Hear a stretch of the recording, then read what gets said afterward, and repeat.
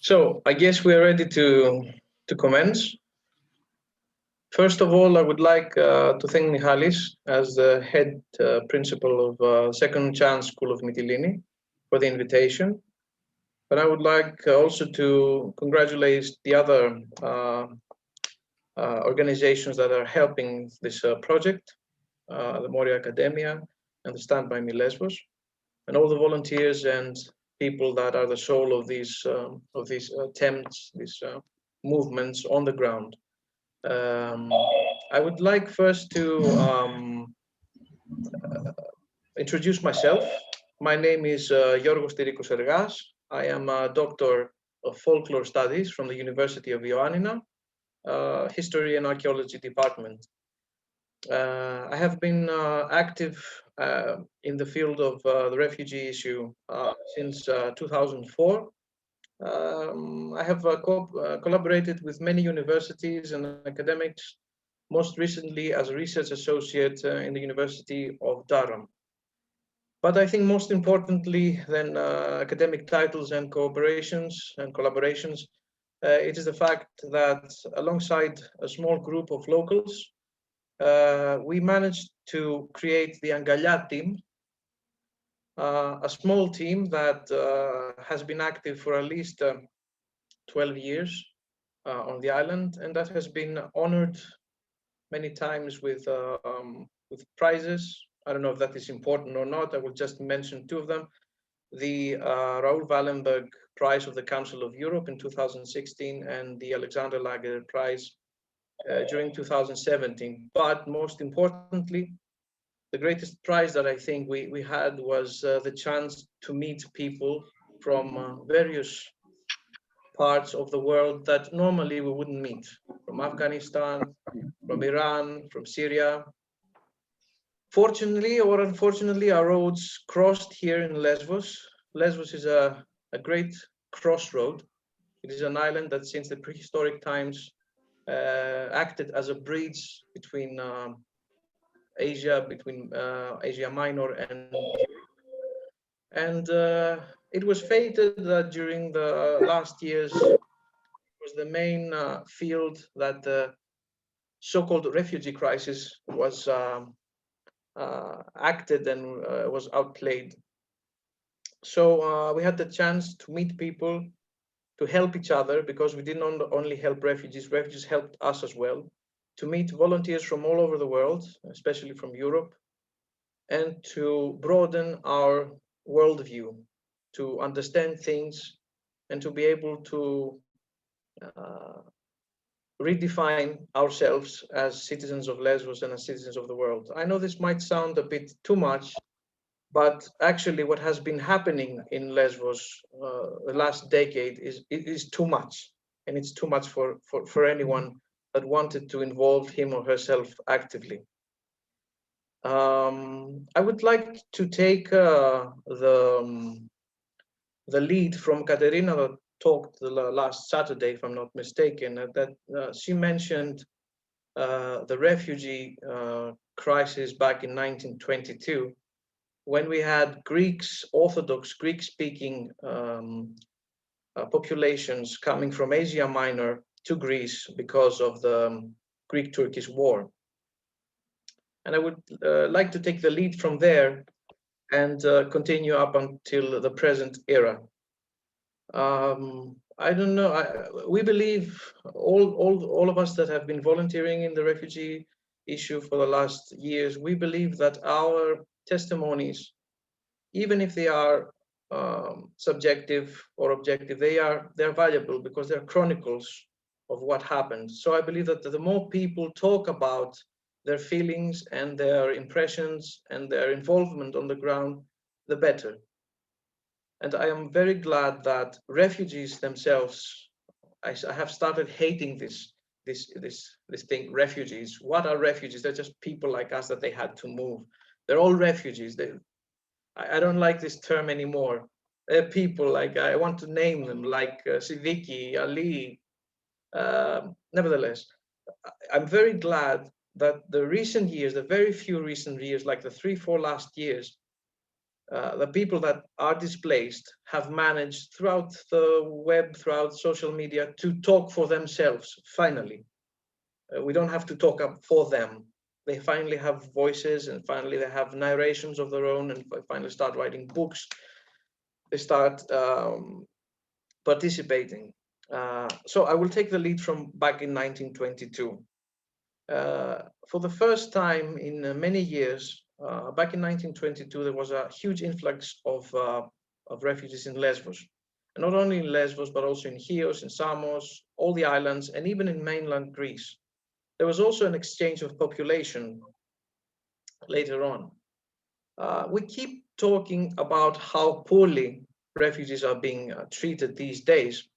But if we wish to fully understand something of the bigger picture, we need to understand that refugees were almost universally and at all times not only poorly accepted, but very inhumanely treated. I would like to offer you two testimonies from back the time. They belong to our noblest, one of our two noblest poets. The one is from Yorgos Seferis, and he writes something, it's like a small chronicle of what happened in Chios, how they treated refugees in Chios. And it's a very important testimony. It's one of the few that has been submitted to us through such official, through such an official pathway, a Nobelist Prize winner. So Yorgos Seferis writes, I'm trying to translate from the Greek. Today I heard from a refugee this one. They left from Smyrna, which is Smyrna is a town from in Asia Minor. And when they get to Chios, everything, the stores, houses, doors, windows, were suddenly shut. They were shutting down. A person with his wife and his baby, who hadn't eaten for 6 days and which was crying, and it was actually crying out loud, they started asking for water.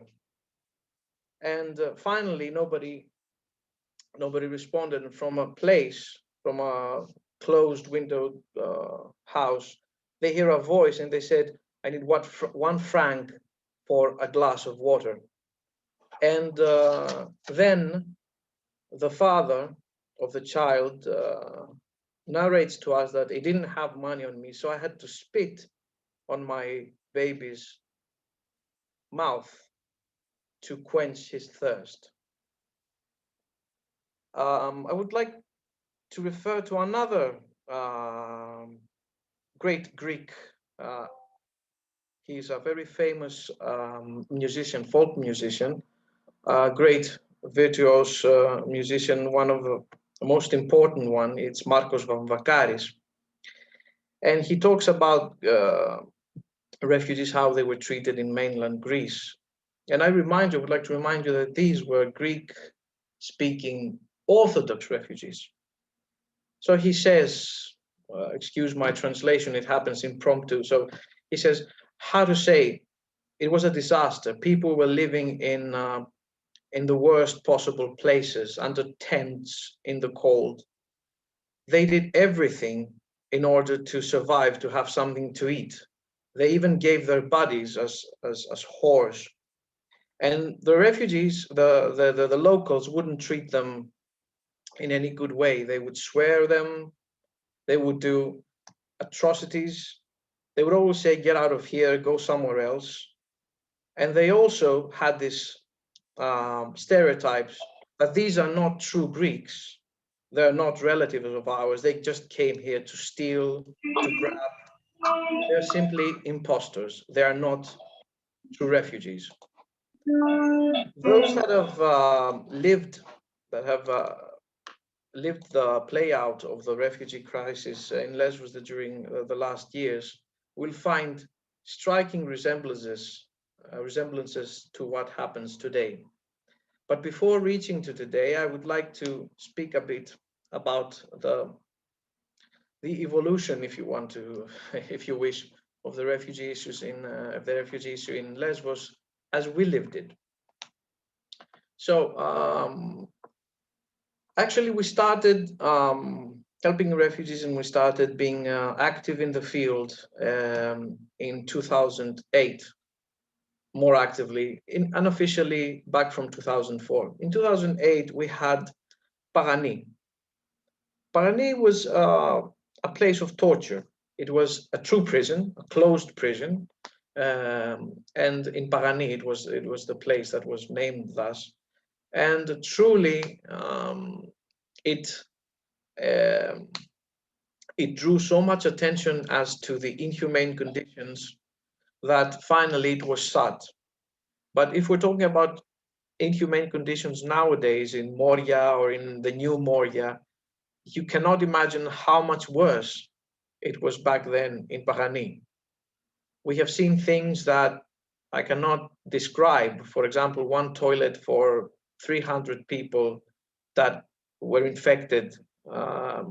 It was actually a prison. You couldn't get out of there. It was very bad. Slowly, the prison state in the islands of Lesvos, Chios, Samos began to expand. We used to have small prisons all over the place, and of course we had very little people coming. But slowly, beginning from 2014, the concept of prison began to enlarge and to inflate. I won't forget the day that a governing a EU official and government's official actually stood in front of the gates of the old Moria and celebrated its opening. This camp, this concentration camp, was actually designed for some few hundred people, and it was so poorly designed. When it started working, it didn't have plumbage, it didn't even have stable electricity, and suddenly within a year it filled with thousands. It was an open prison, actually, because you couldn't leave the island. This Moria, this small Moria, whoever lived Moria, imagine it was the gate and some of the containers around. This was the initial Moria. Started expanding slowly up until an era in 2015 that it had about 20,000 people inside, 15,000, 60,000. I would like a bit to stay in 2015. 2015 is a momentous, a key date, a key year for the refugees in Lesvos, because it was then that hell broke loose. Without a warning, we had no warning, no heads up from anyone. Even if people were started moving from Syria to Turkey to us many months or even years ago, without a warning from anyone, suddenly thousands of people were disembarking on Lesvos shores. It began with a few hundreds a day, and it became a few thousands a day. And all of us that were involved in the field, of course, were completely unable to respond fully to them. And of course, the mechanism that was set up by the EU or the governments was absolutely incapable of sustaining or humanely sustaining all this influx, all these people that were coming. 2015 is very important because it showed to us that something that is very important, and that something that we wish to keep talking about. It was never a matter of funding, truly. It was never a matter of a plan that we cannot make, a plan that is absolutely impossible to comprehend or to achieve or to plan. It is not about how much we are willing to do or not. It is all about politics. And it is the politics of war. It is the politics of our civilization trying to exploit whatever and whomever it can.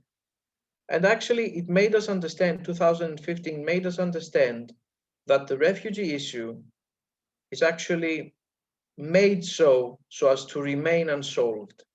Because if we truly sought out solutions, if our politicians wanted to seek out solutions, or if they could, it is relatively easy to solve it. But of course, in the real world, nothing is relatively easy.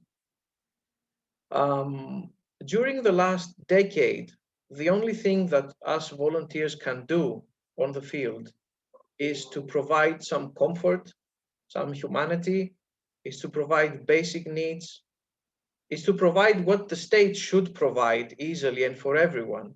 And we do not have the time to preoccupy ourselves with the true political issues of war, of the economical pillaging of richest countries towards poorest countries, of anthropological issues that concern the great differences between the East and the West, the sources of all this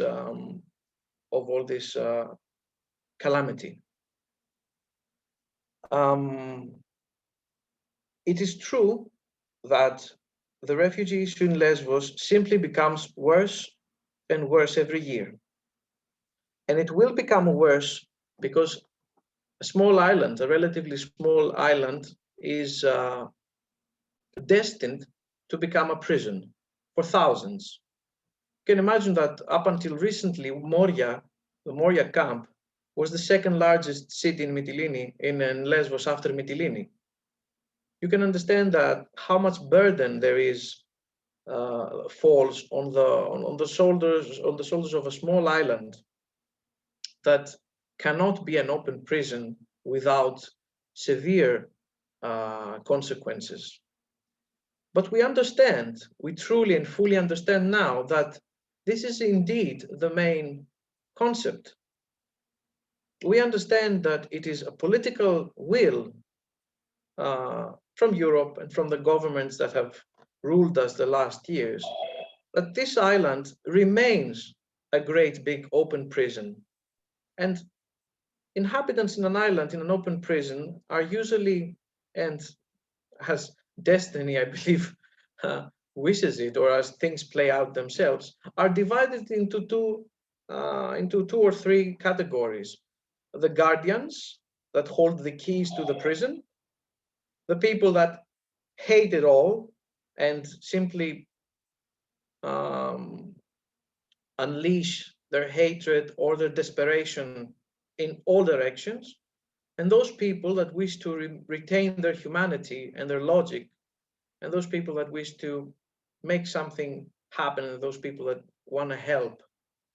But I trust, and I see that it is the only valid thing I can truly tell you this very moment, that as it is, the refugee issue cannot be resolved this way. It will only get worse, and we cannot solve anything unless we start talking about the politics of the refugee issue, unless we start talking about the roots of the refugee issue. And I'm afraid that all potential, all true and benevolent potential in Greece and Europe, all these volunteers, all these academics, all these people that really wish to do something, right now they are preoccupied to provide basic assistance, and they don't have the time, they don't have the unity, they don't have the momentum, you name it, they don't have the opportunity to talk about the true roots of the refugee issue. I would like to tell you to talk about more about that.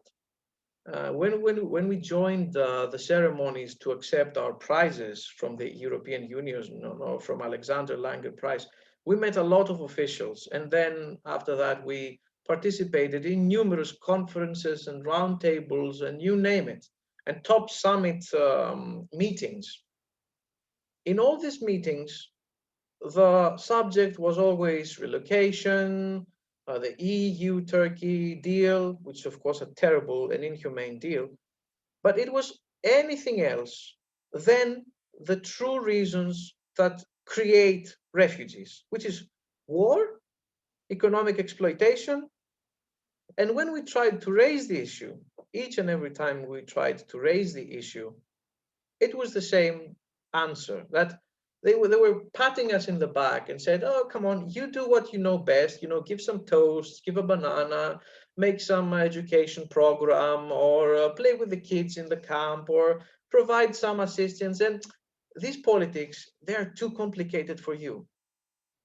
They always say that that's too complicated. And what is worse, I believe, is that they have also, in a way, they have persuaded us that it is too complicated. How can we involve ourselves with the greatest political picture, with all the geostrategic interests in the Middle East? How can we understand what happens under the Sahara Desert with all those warlords and companies? How can we participate there? How can we even raise our voices? They have persuaded us that it is absolutely impossible to even talk about these things seriously, because these are much greater games than us. These are greater powers than us. And of course, this way they are deterring us from uniting our voices, uniting our thoughts, uniting our daily efforts towards solving the refugee issue. They do not, I believe, in any summit level, they do not want plain citizens talking about such things. They just want even the benevolent ones to be preoccupied with very basic assistant level things and don't matter about the political question. And I am deeply concerned when I see NGOs, big NGOs and volunteers not doing what they know and what they think is best. That is okay. Of course, it is a great offering towards our fellow man. But I'm deeply preoccupied when I see that many NGOs, many volunteers, many people that are in key positions do not speak politically anymore. They have abandoned to trying to investigate what is truly wrong, what truly creates refugees. That is my main concern in Lesvos right now. For example, I will give you this small example. The last few years, the main issue in Lesvos is whether a new camp will be built or not, whether we want refugees on the island or not, whether we should throw them in the sea or help them or not. And there is a great polarization between the locals. There are many political key agents, micro-political key agents that are acting against each other. And the main theme remains anything else but the global picture. My opinion is that as long as we try to solve this international problem, this great problem, with local terms, we will never solve it. There are very few politicians in Lesvos right now. There are very few key agents in Lesvos right now that want to face the greater agenda, that want to face what creates refugees initially and work this way, and then to see what we're doing in our everyday activism. You might say that, how can you say that? There are people that are hungry, there are people that are cold, there are people that are suffering right now, and we need to act. Of course we need to act. I'm not refuting the daily activism, which is of great practical value. But on the same time, I am simply pointing out the lack of a broader picture and of a broader understanding and conversation for the very roots of the refugee issue. I will give you one example that has been played out very recently that will give you also an idea to some other factors of the largest picture. There was a movement of people the last last month that said something very specific. They said, we have room in our houses, or we have some apartments or houses that we don't want to rent or sell. We can give them for free. And we wish to give them to refugees, especially during winter. We had deaths of cold during 2015. People are suffering in the muds of New Moria. So there are people in Lesbos and the other islands that said, hey, we have room. We want to take in some refugees. How can we do this officially? Because you cannot get in a camp and choose. They're not carrots or whatever, or vegetables. You can pick whoever you want. These are people with families. So how can we do this officially? And the issue was raised up to a parliamentary level. There was a question, if I'm not mistaken, marked and issued towards the responsible officials, which question remains unanswered. And of course, we can understand why this question remains unanswered. It is not illegal to take someone in your house, but there is not an official cadre into which this will be organized. For example, there is no one to accept availabilities from the locals. There's no one who knows on the same time who are in greater need, can make a hierarchy, of course, and link these two and create a small agency that even in times of cold or great heat, that will link locals and refugees together so as to create this. There's no such thing, and there will be no such thing. Why? Because again, we must look to the greater picture. We know that the greatest picture that conservative parties in Europe and in Greece keep holding on to is make their lives living hell, make the conditions of reception the worst possible, so that they don't come, so that no more people come. It is what in anthropology we refer to as prevention through deterrence, and it works all over the world, even in the Mexico border, even in Asia, in Europe, everywhere. So those of us that truly wish to help, we must start talking about the roots of the issue. We must never cease talking about the roots of the issue on the same time while helping people in a very practical, low-scale, grassroots level. In Lesvos back in 2015,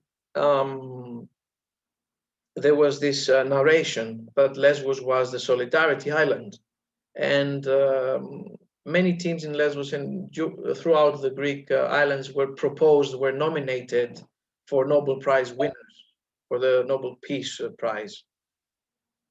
In all truth, 2015 was a revelatory year for us, because indeed many people in Lesvos opened their houses.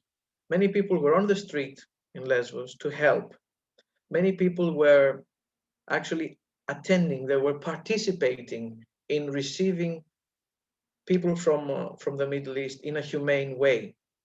And we're indeed very proud for 2015, because also we must understand that memories of refugees, of Greek refugees, actually rewoken. They were woken up again, and there was this narration that we are descendants of refugees, etc. But up until then, from 2015 until today, there was actually a global shift towards conservatism and towards alt-right and towards even neo-Nazism. And of course, Lesvos couldn't be an exception. It was not that, of course, Lesvos suddenly became a fascist island.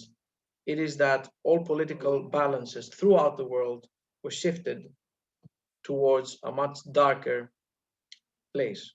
There are still many people in Lesbos that wish to help, still believe that compared to other places, Lesvos remains an island of solidarity, but of course, it is an era when dark voices and fascism makes a lot of noise. And not only noise, it makes a lot of troubles. It is setting the political agenda right now in Lesvos. And we must understand that unless we keep talking about the roots of the refugee issues, we cannot fight fairly. We cannot fight in even terms. This is a monologue now. If anyone wants to ask something, but I feel yes, yes. I see the audience want to ask already. They type some questions, but better to take the voice and talk to you. So, who wants to make a question?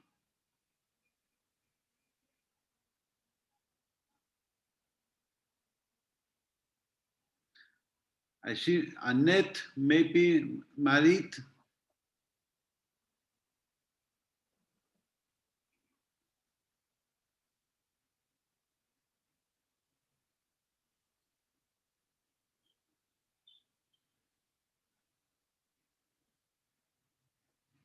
So you want me to continue? Let's see who wants. Panayoti.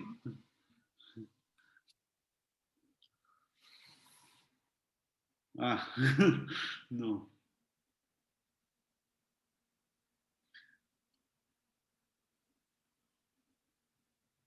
Do you want to read the comments, maybe to give some answers? There's a comment. There is a comment from Annette. I don't quite understand. She says, but don't forget that talking about reasons of flights often is used to legitimate not to take in refugees. Yeah, I wish I could. Panayoti. I can't hear you. It's very nice to see you again. Sorry. Whoever wants to ask something in the chat, I will read it. Έλα, Παναγιώτη. Έλα, Παναγιώτη. Πού είσαι? Γεια σας, παιδιά. Τι κάνετε? Καλά, ρε Παναγιώτη. Panayotis is a very dear, beloved friend that was in Kaloni. He's legendary in Kaloni now. Thank you very much. So if anyone wants to ask something through the chat, I can read it. So until that happens, let me use 10 minutes. All right, there's a question right now. When and why did the community shift from overwhelmingly helpful to overwhelmingly against refugees? So, Brooke, I think the answer needs to be, the question needs to be answered in many ways. There's a broader picture that actually it's not just Lesvos that turned against refugees.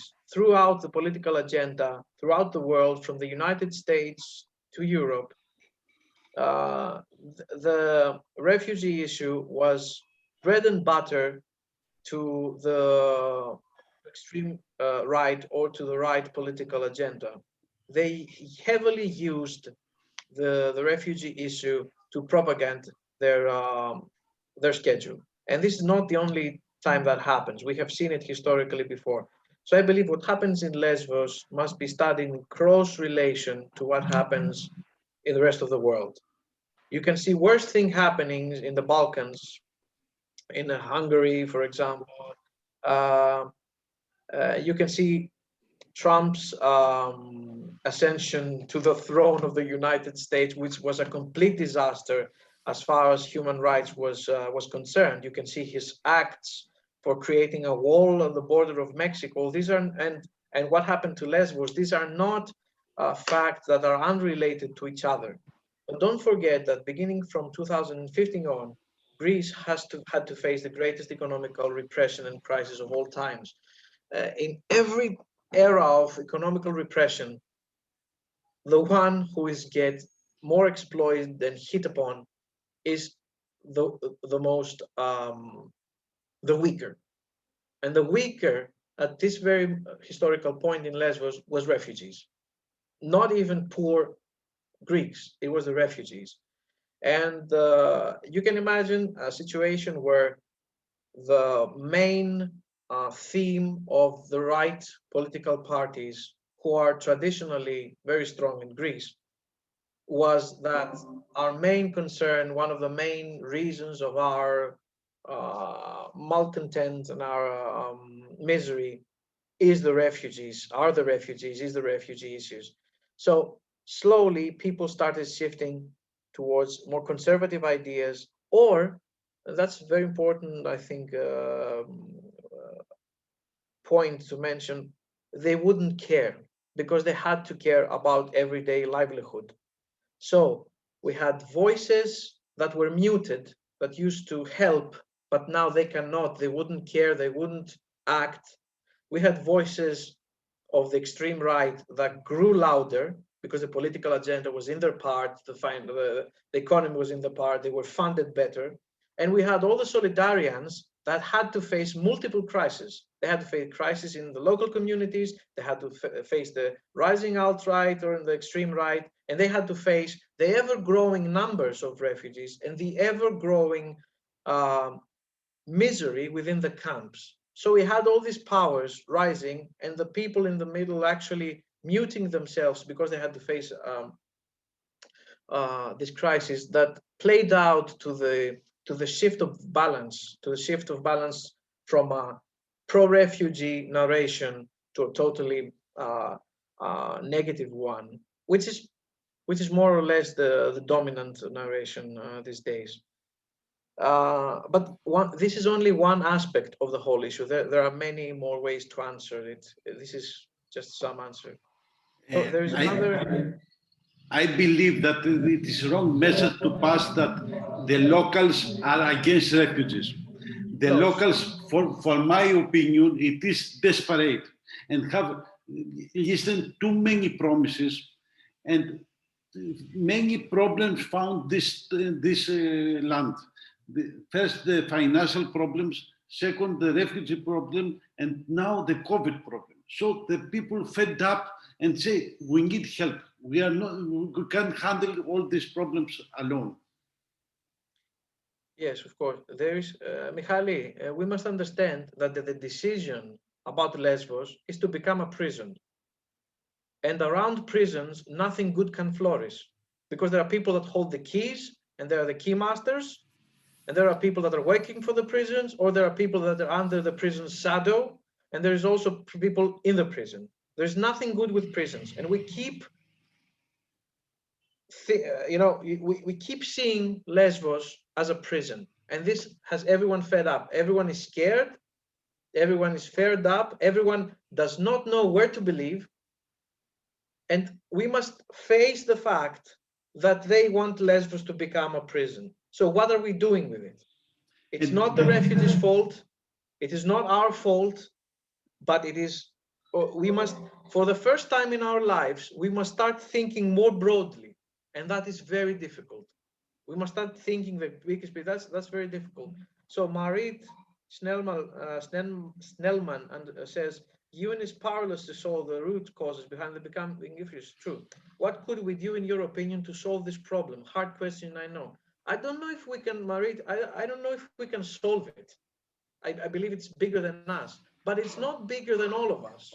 What we must do is start talking about the issue, the true roots of the issue. Right now, there is not a movement in Europe that talks about disarmament, that speaks about the arms trade, who sells weapons to whom. There's no such a great movement about peace in the Middle East. There is no movement about understanding what happens in Africa and who exploits Africa. Instead of that, there is a great leftist and neo-Nazist movement. There is a great activism from the people of the extreme right that is moving things. For example, there's this very weird sentence that I heard the last time, which is has some basis. It says that the true political activists, the recent years, were the Golden Dawn members, because they were out in the streets, they were doing stuff. You can understand that is extremely frightening. we keep talking about anything else than the roots of the problem. I believe the first step towards solving the refugee issue is to talk about what is going on. But do we want to talk about it? Because I believe that every time we start talking about the refugee issue, this returns back in our lives as citizens, as consumers, our lives as parents, our life as what we buy and sell with our money, where we find our wealth as West, our companies that we support. For example, we never ask about where we eat our bananas, our cocoa, our aluminium, where it comes from, where the metals in our cell phones come from, where the petrol for our cars come from, all these things, our clothes. We've stopped talking about these things. And if we try to follow the lead about the refugee problem, the lead will lead back to us. They will lead back to our basis of civilization, which is the basic, our everyday lives. And I believe we are not ready to talk about changing our own lives drastically, not at least not broadly. And I believe that people, in a way, perhaps more instinctively so, they are aware of this. They are aware why there is such hunger in Africa. And they don't want to talk about it. But as long as we don't want to talk about this, I will quote a friend from Congo. He said, "You want us to stay in our countries, to suffer our country being pillaged, all the goods, all the wealth of our country being taken away by companies that we don't own. You want us to stay there to see this happening. You want us to stay there and die a silent death. And when we come here, you treat us as if we come to take your wealth. But these companies are yours. They have offices in Brussels, in Rome, in Athens. It has a name. I don't know if you want to name it capitalism. I don't know if you want to name it neo-corporatism or whatever. But these people, that if you come to talk to them, you find why they were uprooted, why they had to leave from poverty or war. And we don't want to face the fact. We simply won't. So I don't know if this is the answer, but I believe waking up and at least be honest is a movement. For example, we can start being honest that, listen, these people don't come here because they want to. They had no choice, and this choice was more or less led by us. So let's find a way to make their passage better. Let's find a way to receive them better, and let's start talking about how they will return home or how they can live there humanely. And let's pressure our politicians and let's pressure our environment, our friends, start talking about it. This does not happen at the moment. And they have persuaded us that it is impossible to do so. It is vain. It is in vain. It is too complicated. That's macro politics. You can't talk. I mean, come on, this is the greater picture. We can affect the greater picture. If we stop believing about it, we can as well commit suicide or desperate and whatever. There's another question from Annette that says, which impact has the camp economically on the island? And is it the same on the other hotspot islands? I have a friend of mine. He's not a political friend of mine. He simply happens to be a friend of mine, which is Yannis Varoufakis. You probably have heard of him, a very dubious personality. We're friends. And he said, have you ever made an economical, something very seriously and scientifically based economy research on the economical impact on the refugee issue on the island? And I couldn't answer, because actually we don't have the bibliography and the research that proves if actually refugees brought wealth to the island or not. My opinion, which is simply an opinion, it is not scientifically founded, is that yes, it brought wealth to the island, but it brought wealth to few. It didn't bring this massive wealth to everyone. But I believe that more or less, there was profit from the refugee issue. For example, I couldn't believe that I couldn't find one single hotel room in Mytilene just until recently. Everything is booked. But macroeconomy is more important and much more complicated than some peaks of the economy. I don't know what is the refugee issue is doing to the island, because you can not only look at economical scales, you must see cultural scales, you must see society scales. It's a much more complicated issue than what money comes. But it would be very interesting if a university came and made a true research about what's going on. And of course, the same thing can be applied to other islands as well. What I can tell you is that no amount of money will equalize the social upheaval in Lesvos right now, with the agenda being run by conservatives, by fascists, and no amount of money can persuade me that what happens is holy this very moment, because what happens is really ugly. There are people suffering on the island. There are volunteers being attacked on this island. We have a great prison on the ground. We have people suffering. So that is what interesting more. But it's an interesting example. Yeah, there are three reasons to flee. Okay. So there's Ursula proposes something that we can do in our daily life to help. And listen, in schools, we don't learn that, listen, you can help a refugee by actually reducing your carbon footprint.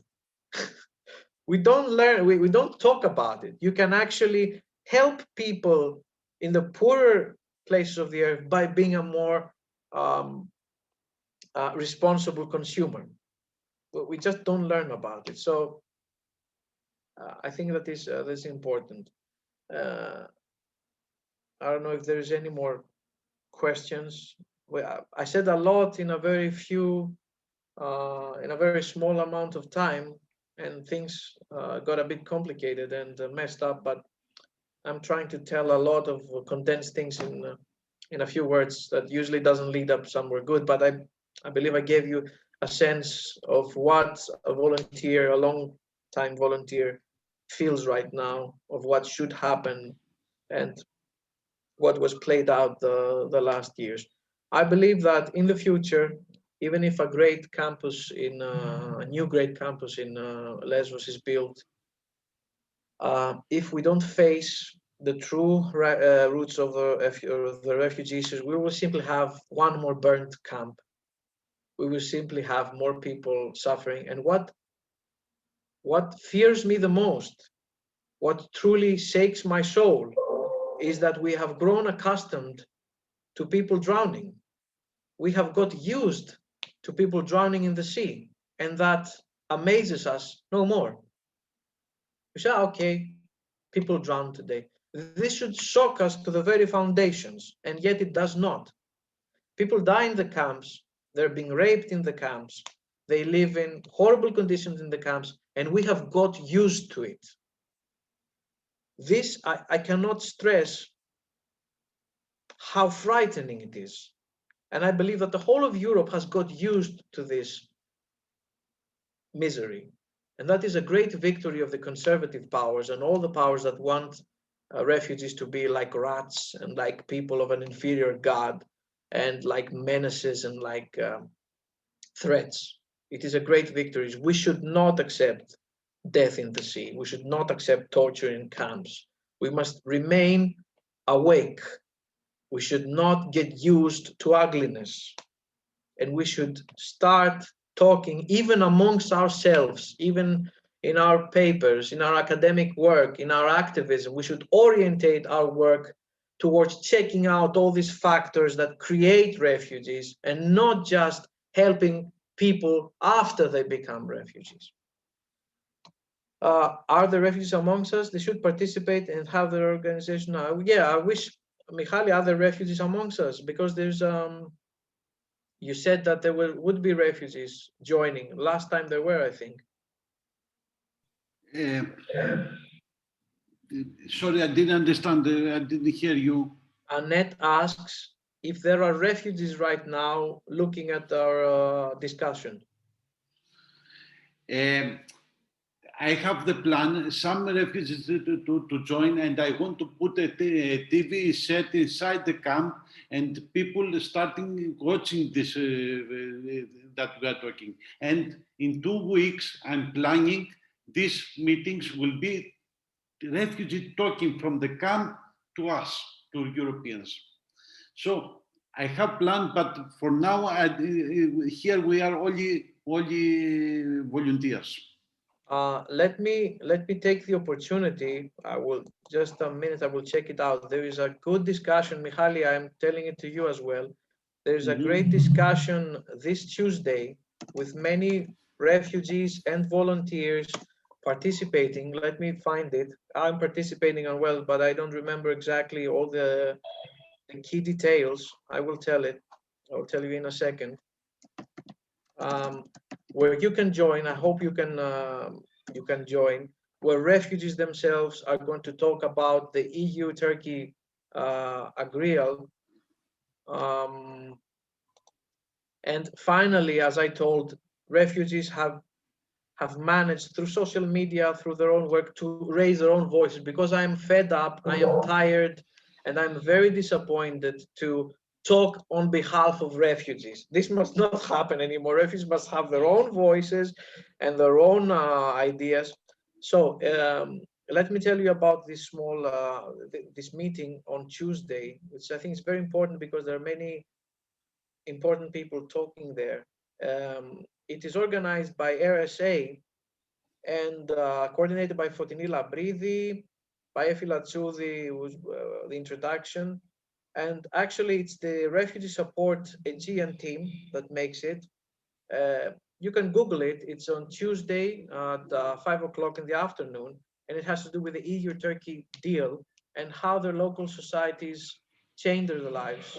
It will be very important. It will not just be me talking. That's the link. Okay. Yeah. Alice has the link. Okay.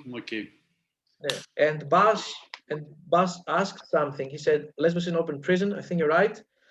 What is your opinion about that? What can we do to speed up procedure? Bas, the EU knows exactly what is happening. It's been happening for decades. I will tell you only one thing. Back in 2015, when Moria was overcrowded and it was about to burst, things got out of hand. People were actually coming in Lesbos and they were leaving. They were free to go, right? But the procedure, the legal procedure, took time. They said they took time. But suddenly, in August, there is this police top high-ranking executive that comes in Lesbos and manages to release about, Michali, how was it? 10,000 people in one day. Yes. So it is bureaucracy that is deliberate. It is deliberate bureaucracy, part of the prevention through deterrence method, that part of the dogma that it should be the hardest way possible for everyone. So it is not a problem that cannot be solved. It can be solved by equipping teams of people, lawyers, EU officials, asylum officials, more people, not just a bunch of them that right now are in Lesbos, and proceed all these asylum cases more quickly. I mean, the EU could do that very easily by funding some certain key factors, but they don't want to do that. They want the asylum procedure to be as difficult and as time-consuming as possible. I believe it is a very clear political decision. Okay. Yes, I think so. I think so too, and I think we should keep pressuring in Europe the governments of our own country to take action about that. That's what I think also. Yes, because we must understand that what happens. There is a very nice book. I don't remember the author, but the title has stuck in my mind. Said that if the refugee problem was a problem, it would already be solved. Dimitris Christopoulos. It's not a problem. It is created and planned. It's a result, and it is planned to be being played out like that. It is not. I hear about the refugee problem. It's not a problem. It is a situation that is deliberately designed this way. Okay. I'm not talking about conspiracies, It's a sad right? conclusion, yeah. It's a sad conclusion, and it's not a big conspiracy theory and stuff. We see it being played out every day as small political decisions that lead up to this greater picture. Okay. Alice said that I think procedures have been speeding up a lot. New arrivals take only 3 months to get their decision. Yeah, but 3 months for thousands of people ends up being years. And after the first decision, you need more time to appeal, and there is more time needed. And it's an endless loop that at the end destroys psychologically. It pressurizes the system. It creates people that are like ghosts lingering between camps. 3 months is way too long, even now. The loop is the same, yes. Yeah, I believe that's it, Alice. Okay. Let's see if we have any other question.